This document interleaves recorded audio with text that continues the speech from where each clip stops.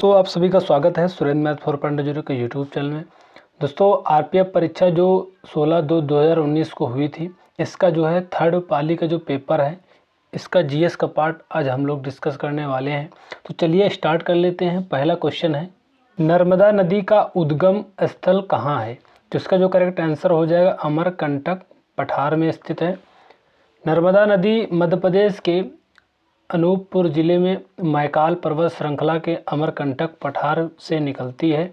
यह विंध्य तथा सतपुड़ा श्रेणियों के मध्य एक भ्रंश घाटी से होते हुए पश्चिम दिशा में प्रवाहित होती है। नर्मदा क्रमशः मध्य प्रदेश, महाराष्ट्र तथा गुजरात से प्रवाहित होते हुए भरूच शहर के पश्चिम में खंभात की खाड़ी यानी अरब सागर में एस्चुरी का निर्माण करती है। नेक्स्ट क्वेश्चन है क्वेश्चन नंबर 2। क्वेश्चन नंबर 2 है, भारत में हरित क्रांति का जनक किसे माना जाता है? तो ये इसका जो करेक्ट आंसर हो जाएगा एमएस स्वामीनाथन को माना जाता है। एमएस स्वामीनाथन एक कृषि वैज्ञानिक तथा पादप अनुवांशिकीविद थे, जिन्होंने गेहूं व चावल की उच्च उपज तथा कीटरोधी फसल विकसित करने में महत्वपूर्ण भूमिका निभाई, जिससे 60 के दशक में भारत में हरित क्रांति संभव हो पाई। नॉर्मन बोरलाग, जिन्हें विश्व में हरित क्रांति का जनक कहा जाता है, की मदद से स्वामीनाथन ने भारत में अकाल की स्थिति को पैदा होने से रोका था। नेक्स्ट क्वेश्चन है क्वेश्चन नंबर 3। बौद्ध तीर्थ स्थल कुशीनगर किस भारतीय राज्य में स्थित है? तो ये हो जाएगा उत्तर प्रदेश में स्थित है। कुशीनगर जिला उत्तर प्रदेश के पूर्वी भाग में स्थित गोरखपुर मंडल के अंतर्गत आता है। यह एक बौद्ध तीर्थ स्थल के रूप में प्रसिद्ध है, क्योंकि यहाँ पर 483 ईस्वी पूर्व में महात्मा बुद्ध का परिनिर्वाण हुआ था। कुशीनगर प्राचीन 16 महाजनपदों में से एक मल्ल गणराज्य की राजधानी भी थी तथा यह कुशीनारा के नाम से भी जानी जाती थी। नेक्स्ट क्वेश्चन है question number 4। Amravati school of sculpture किस नदी के तट पर बनाया गया है? तो ये हो जाएगा कृष्णा नदी पर। ब्रिटिश भारत में पहली रेल कब चली? तो ये हो 1853 में चली थी। भारत में पहली यात्री ट्रेन का संचालन 16 अप्रैल 1853 को मुंबई यानी पोरबंदर से ठाणे के मध्य 21 मील के लिए हुआ था। इस ट्रेन का संचालन great Indian peninsula railway GIPR द्वारा किया गया था, जिसमें साहिब सुल्तान व सिंध नामक 3 भाप के इंजनों द्वारा 14 डिब्बों को खींचा गया था। लॉर्ड डलहौजी उस समय भारत के गवर्नर जनरल थे। नेक्स्ट क्वेश्चन है क्वेश्चन नंबर 6। निम्न में से किस खेल में गेंद की पासिंग, किकिंग, हेडिंग और थ्रोइंग शामिल होती हैं? तो ये हो जाएगा फुटबॉल। फुटबॉल खेल में गेंद को एक टीम के खिलाड़ी द्वारा अपने टीम के दूसरे खिलाड़ी के पास स्थानांतरण पासिंग कहलाता है। गोल करने या गेंद की पासिंग करने के लिए गेंद को पैर से मारने की क्रिया किकिंग कहलाती है। फुटबॉल में गेंद को दिशा देने या नियंत्रित करने हेतु सिर से मारना हेडिंग या हेडर कहलाता है। थ्रो इन फुटबॉल में खेल को फिर से शुरू करने की एक विधि है जब गेंद पिच के किनारे टच लाइन से बाहर चली जाती है। नेक्स्ट क्वेश्चन है क्वेश्चन नंबर 7। प्रधान मध्याह्न रेखा निम्न में से किस महाद्वीप से होकर गुजरती है? तो ये हो जाएगा अफ्रीका। प्रधान मध्याह्न रेखा रॉयल ऑब्जर्वेटरी लंदन से गुजरने वाली 0 अंश देशांतर रेखा है, जिसे ग्रीनविच रेखा भी कहा जाता है। प्रधान मध्याह्न रेखा पर आंकलित समय को ग्रीनविच मीन टाइम GMT या यूनिवर्सल कोऑर्डिनेटेड टाइम UTC कहा जाता है, जो कि विश्व भर में स्थानीय समय गणना के लिए मानक के रूप में कार्य करता है। प्रधान मध्याह्न रेखा विश्व को पूर्वी तथा पश्चिमी गोलार्ध में विभाजित करता है। यह रेखा 3 महाद्वीपों यूरोप, अफ्रीका तथा अंटार्कटिका के 8 देशों जैसे कि ब्रिटेन है, फ्रांस, स्पेन, अल्जीरिया, माली, बुर्किना फासो, घाना तथा टोगो से होकर गुजरती है। यह 4 महासागरों आर्कटिक, भूमध्य, अटलांटिक तथा दक्षिणी महासागर से होकर गुजरती है। Next question, question number 8, loess पठार कहाँ स्थित है? इसका जो करेक्ट आंसर हो जाएगा चीन में स्थित है। लोएस पठार उत्तर मध्य चीन में स्थित एक पठार है। यह गोबी मरुस्थल के दक्षिण पूर्व में स्थित है तथा पीली नदी और बेई नदी से घिरा हुआ है। लोएस पठार का क्षेत्र चीन के गासू, शानाक्सी और शाक्सी प्रांतों के अंतर्गत आता है। लोएस पठार का निर्माण पवन द्वारा लाए गए पीले रंग के जलोढ़ मिट्टी के निक्षेपण से हुआ, जिसे लोएस कहा जाता है। लोएस के पठार को चीन में हुंगाटू गाओयुआन पठार भी कहा जाता है। नेक्स्ट क्वेश्चन है क्वेश्चन नंबर 9,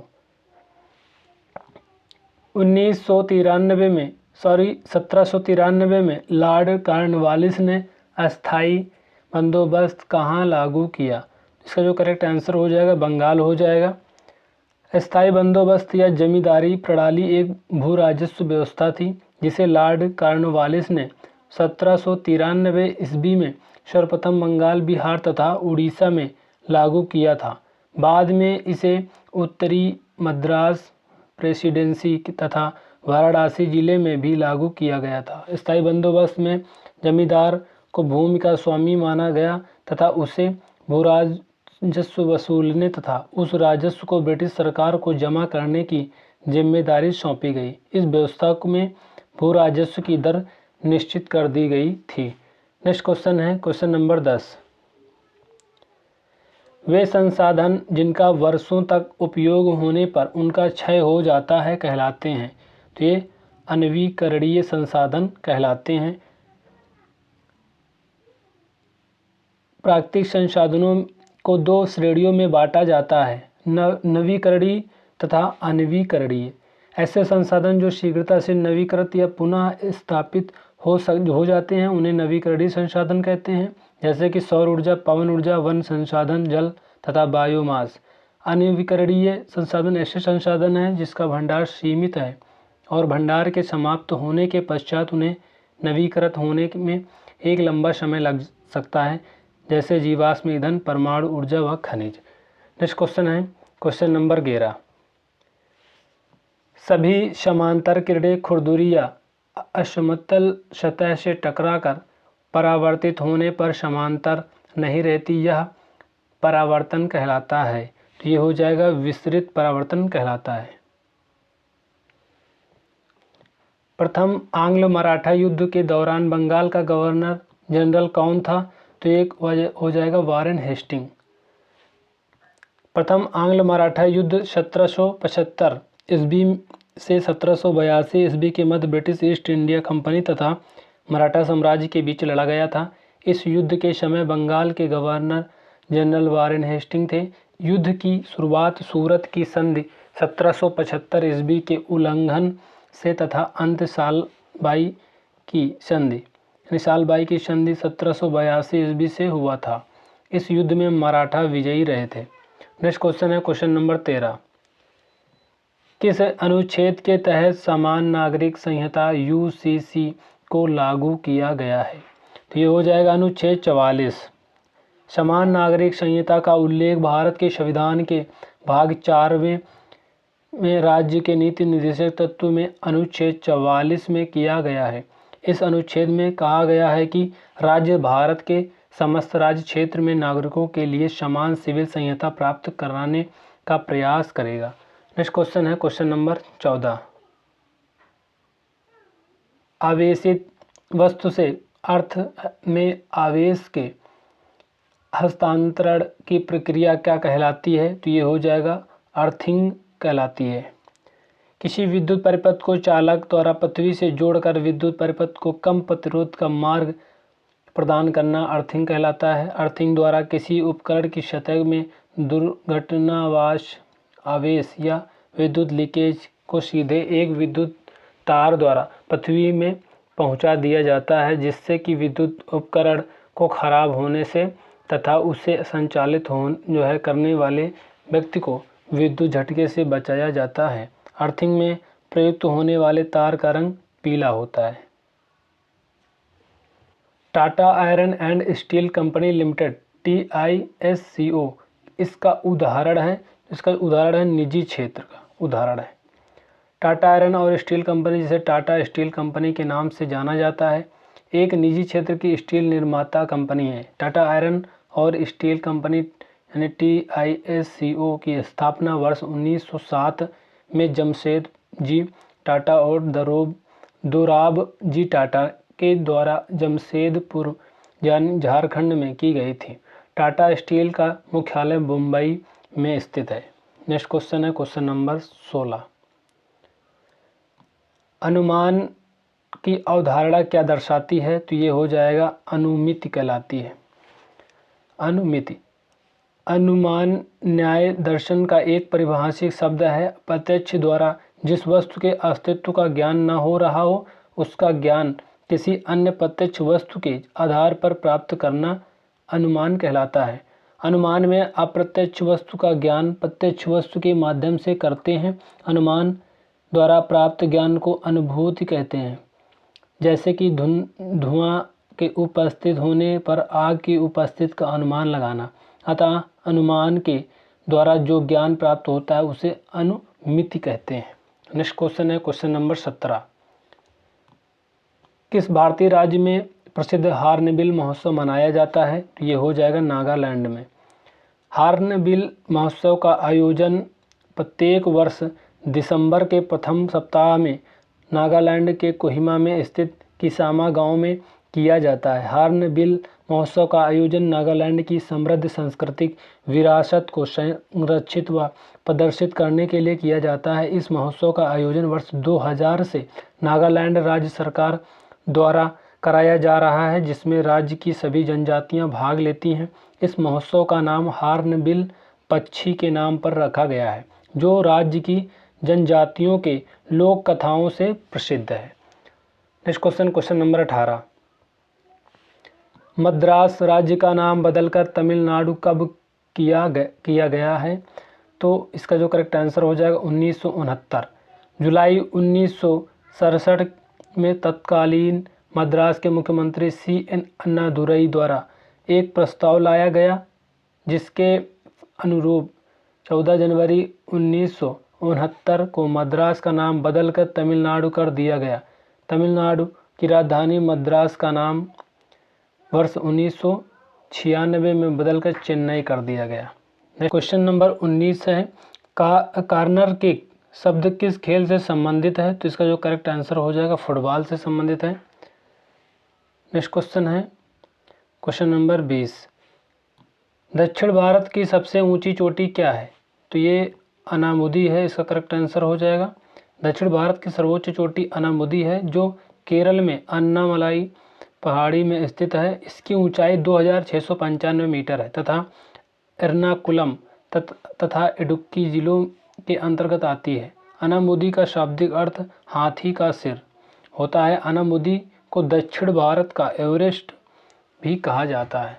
नेक्स्ट क्वेश्चन है क्वेश्चन नंबर 21 है निम्न में से कौन सा अनुच्छेद संपत्ति के अधिकार से संबंधित है? इसका करेक्ट आंसर हो जाएगा अनुच्छेद 300A। भारतीय संविधान का अनुच्छेद 300A संपत्ति के अधिकार से संबंधित है। अनुच्छेद 300A के अनुसार किसी व्यक्ति को उसकी संपत्ति के विधि के प्राधिकार से ही वंचित किया जाएगा, अन्यथा नहीं। अर्थात सरकार कानून बना कर किसी व्यक्ति की संपत्ति का अधिग्रहण कर सकती है। पहले संपत्ति संविधान के अनुच्छेद 31 के तहत एक मौलिक अधिकार था, जिसे संविधान के 44वें संशोधन 1978 द्वारा समाप्त कर अनुच्छेद 300 के तहत एक कानूनी अधिकार का दर्जा दे दिया गया। नेक्स्ट क्वेश्चन है क्वेश्चन नंबर 22। निम्न में से किस राज्य में लोकसभा के सीटों की सर्वाधिक संख्या है?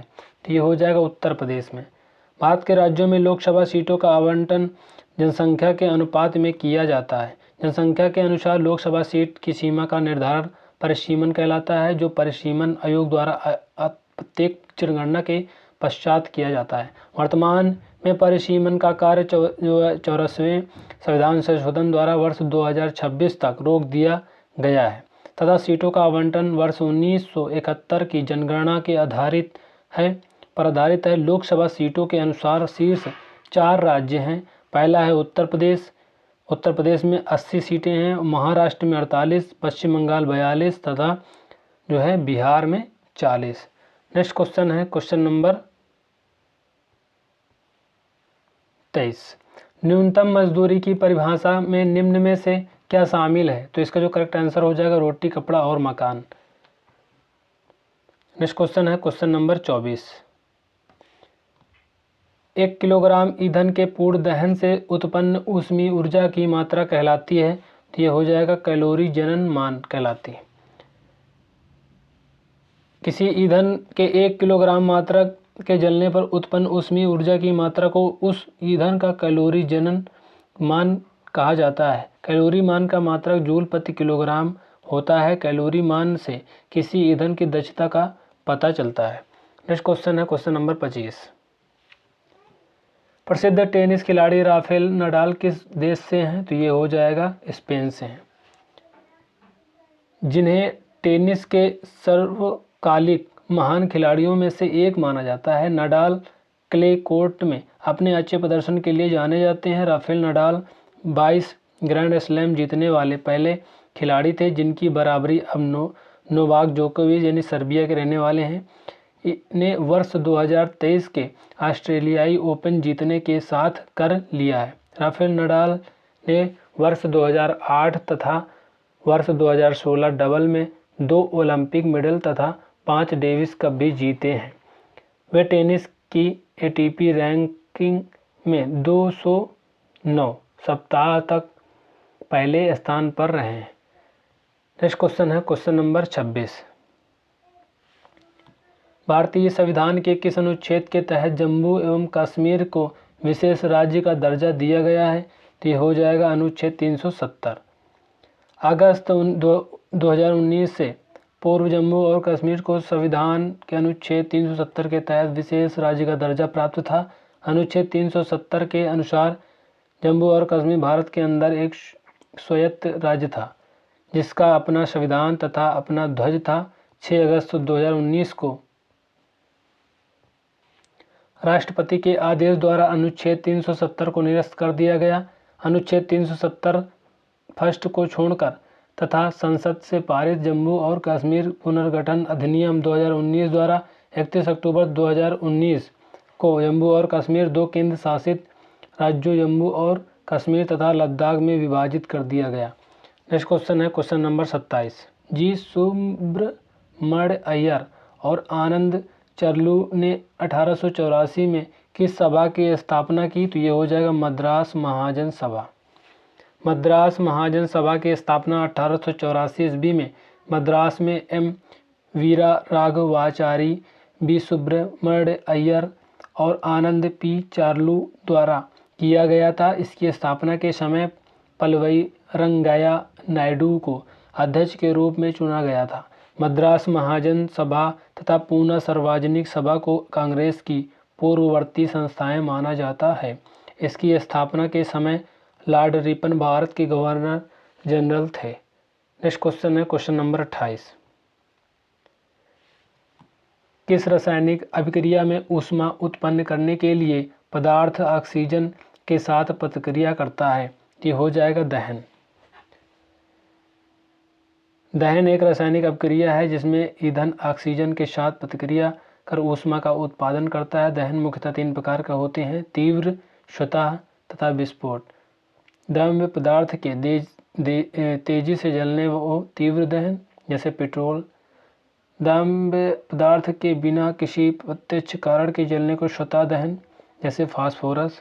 तथा जब द्रव्य पदार्थ तीव्रता से भी जले तथा बड़ी मात्रा में गैस का उत्पादन करे तो वह उस दहन को विस्फोट कहा जाता है, जैसे कि डायनामाइट।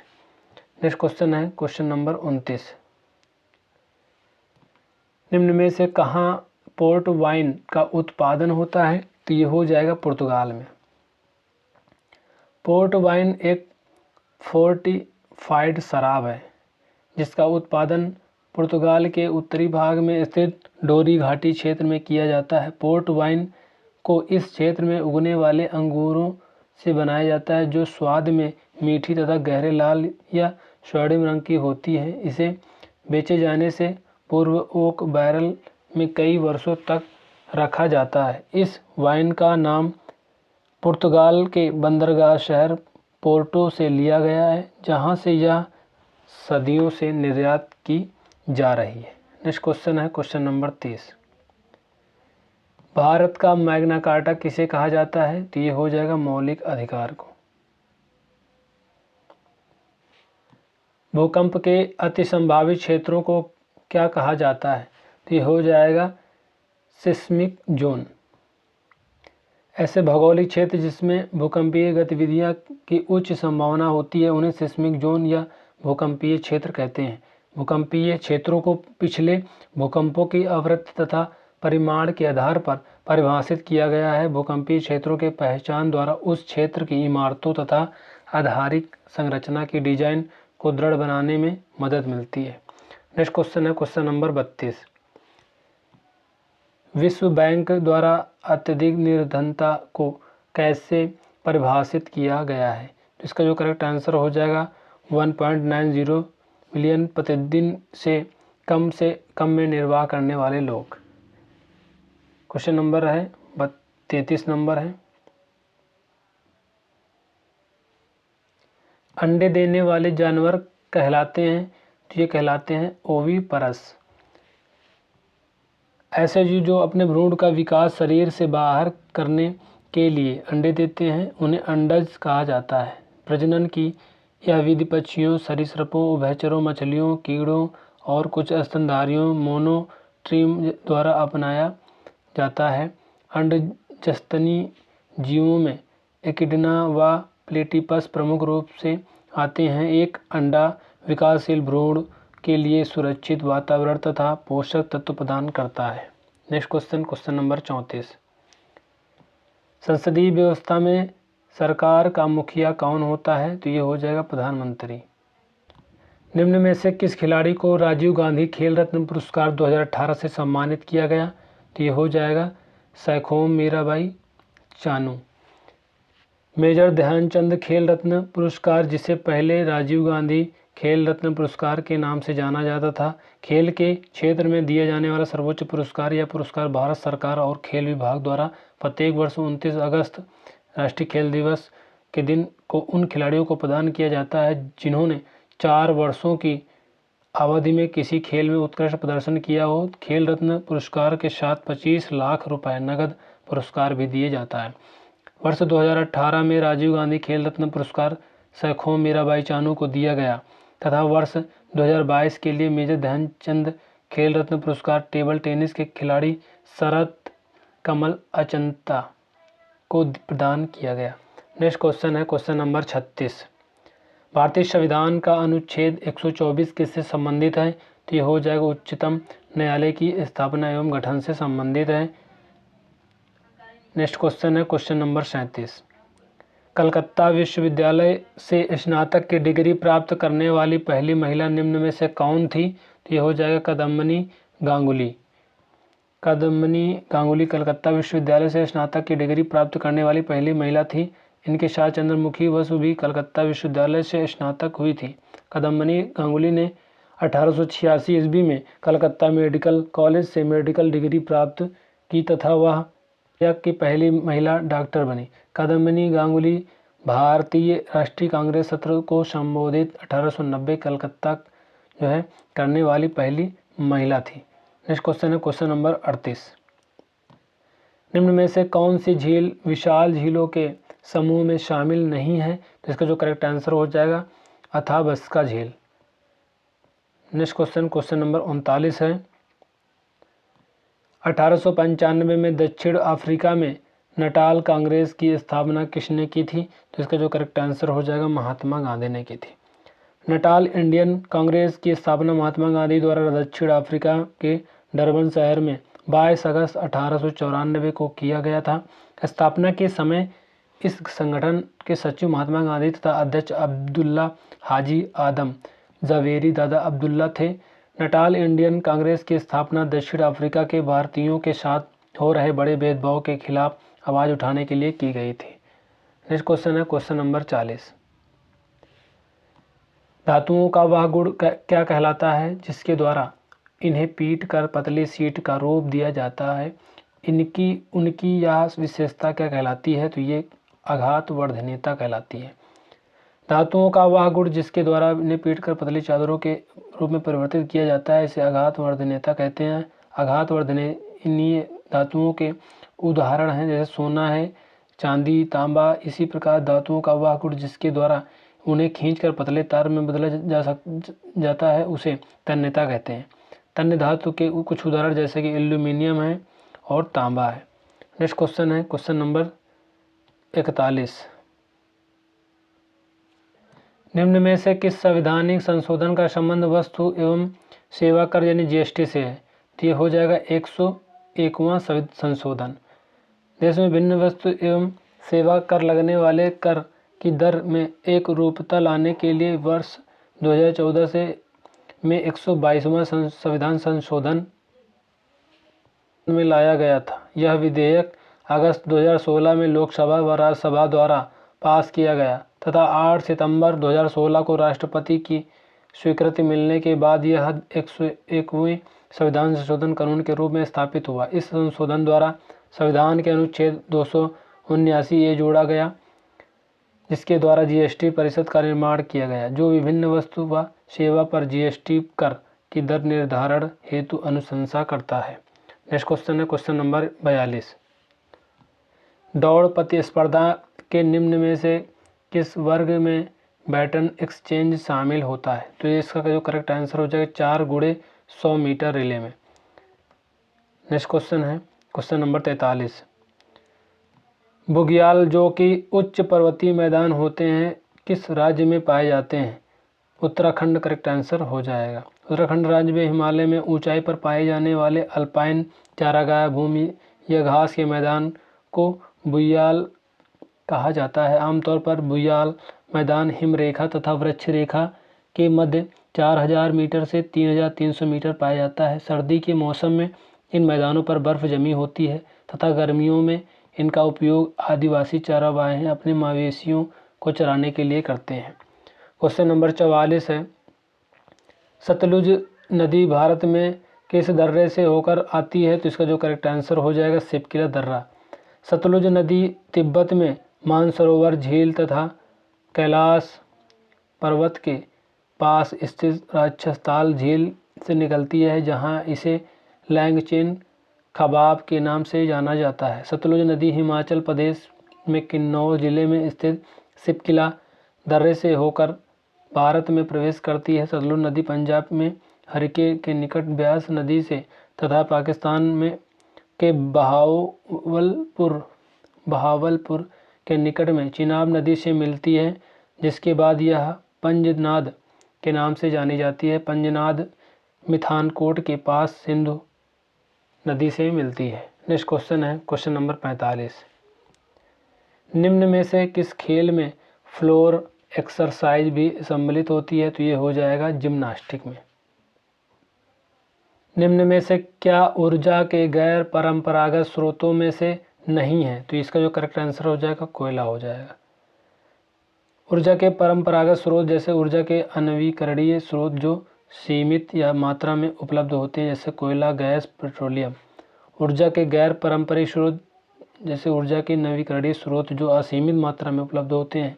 अधिकांशतः इनका मूल स्रोत सौर ऊर्जा होती है जैसे कि पवन ऊर्जा, बायोमास, जल शक्ति व भूतापीय ऊर्जा। नेक्स्ट क्वेश्चन है क्वेश्चन नंबर 47। भारत का प्रधानमंत्री अपनी शक्तियों का उपयोग केवल खालिस्तान के परामर्श पर कर सकता है। तो इसका जो करेक्ट आंसर हो जाएगा मंत्रिपरिषद। संविधान के अनुच्छेद 74 के अनुसार राष्ट्रपति जो है को सहायता व सलाह देने हेतु एक मंत्रिपरिषद होती है जिसका मुखिया प्रधानमंत्री होता है। मंत्रिपरिषद में मंत्रियों की नियुक्ति राष्ट्रपति द्वारा प्रधानमंत्री की सलाह पर किया जाता है। प्रधानमंत्री मंत्रिपरिषद तथा राष्ट्रपति के मध्य सभी प्रकार के संचार हेतु एक कड़ी के रूप में कार्य करता है। सामान्यतः राष्ट्रपति मंत्रिपरिषद की सहायता से कार्य करता है परंतु किसी भी परिस्थिति में वह मंत्रिपरिषद की सलाह मानने हेतु बाध्य नहीं होता। प्रत्येक मंत्री प्रधानमंत्री के निर्देशन में कार्य करता है तथा मंत्रिपरिषद या कैबिनेट की बैठक में प्रधानमंत्री द्वारा लिया गया निर्णय ही मंत्रिपरिषद का निर्णय माना जाता है। क्वेश्चन नंबर 48, वह साइट जहां अंतःस्रावी ग्रंथियां किसी अंग विशेष तक पहुंचने के लिए रक्त प्रवाह में हार्मोन स्रावित करती हैं, किस नाम से जाना जाता है? तो ये हो जाएगा टारगेट साइट। नेक्स्ट क्वेश्चन है, प्रति 1000 लोगों में निश्चित अवधि के दौरान मरने वाले लोगों की संख्या कहलाती है? तो ये कहलाती है मृत्यु दर कहलाती है। प्रति 1000 जनसंख्या में निश्चित अवधि के दौरान होने वाली कुल मृत्यु को मृत्यु दर कहते हैं। सामान्यतः मृत्यु दर की गणना हेतु 1 वर्ष की अवधि का प्रयोग किया जाता है। मृत्यु दर द्वारा किसी देश की स्वास्थ्य अवसंरचना तथा पोषण स्तर की जानकारी मिलती है। जन्म दर तथा मृत्यु दर किसी देश के जनसंख्या में होने वाले प्राकृतिक परिवर्तन को निरूपित करते हैं। नेक्स्ट क्वेश्चन है क्वेश्चन नंबर 50, किस प्रकार के प्रजनन में हाइड्रा में अंकुर से नए जीवों का विकास होता है? तो ये हो जाएगा मुकुलन। हाइड्रा समशीतोष्ण उष्णकटिबंधीय क्षेत्रों में अम्लीय जल में पाया जाने वाला जीव है। हाइड्रा फाइलम संघ यानी सिनिडारिया, क्लास वर्ग यानी हाइड्रोजोआ तथा जीनस वंश ताजे पानी के जीव से संबंधित है। हाइड्रा लैंगिक तथा अलैंगिक दोनों प्रकार से जनन करता है। अलैंगिक रूप में हाइड्रा मुकुलन के माध्यम से जनन करता है।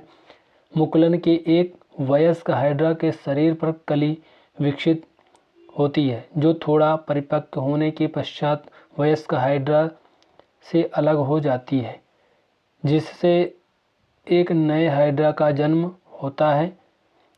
लैंगिक प्रजनन की विधि में एक परिपक्व हाइड्रा युग्मक उत्पन्न करता है जो निषेचित होकर युग्मनज बनाते हैं। यह युग्मनज मेटामॉर्फोसिस द्वारा एक हाइड्रा के रूप में विकसित होता है। तो दोस्तों इस तरह से हम लोगों ने 50 जो है प्रीवियस ईयर जीके आरपीएफ के जो क्वेश्चन आए हुए थे हम लोगों ने डिस्कस कर लिया है। तो दोस्तों ये वीडियो आपको कैसे लगी कमेंट करके ज़रूर बताना और चैनल को सब्सक्राइब जरूर कर लेना और लाइक कर देना वीडियो को और बेल आइकन को प्रेस कर देना, जिससे हमारी सारी नोटिफिकेशन आप तक पहुँचती रहें। दोस्तों मिलते हैं नेक्स्ट वीडियो में, तब तक के लिए जय हिंद जय भारत।